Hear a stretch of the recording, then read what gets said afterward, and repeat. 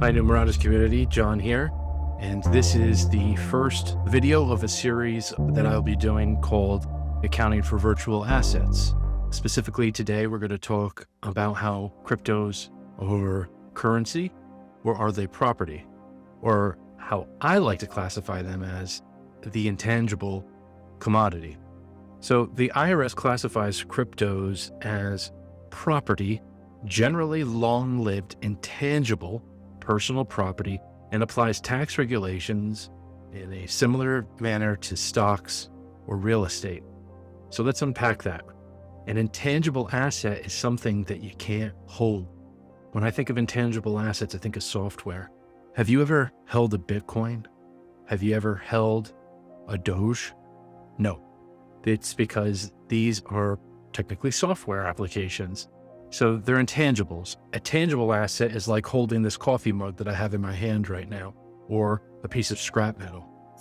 So we have this unique aspect here where these cryptos are viewed as property.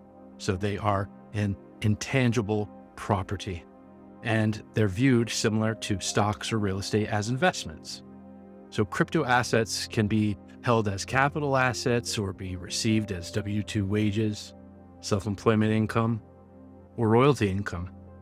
Additionally, they may also be treated as inventory by traders and brokers in certain instances. That's typically for a Caleb and Brown or an up trade, not necessarily for me or you. Cryptos are an asset class that is extremely versatile and complex as it encompasses many different types of transactions and tax accounting treatments. The Security and Exchange Commission calls a commodity a basic good that is interchangeable with others of the same type. So this is where I say that cryptos are an intangible commodity, because a commodity is something tangible and standardized. It's typically like oil, wheat, gold, or coffee, but cryptos fall under this category. So it's this unique aspect that it's an intangible asset, an intangible commodity, because it has this classification as property. We look to the substance of each transaction to get a sense of what accounting treatment we use. When new decentralized applications such as dApps and protocols are introduced within the industry that have no authoritative guidance tied to them, we rely on knowledge of accounting theory and transactions of a similar nature in order to determine the proper accounting and tax treatment. So this is where we start to look at how stocks are treated and how real estate is treated.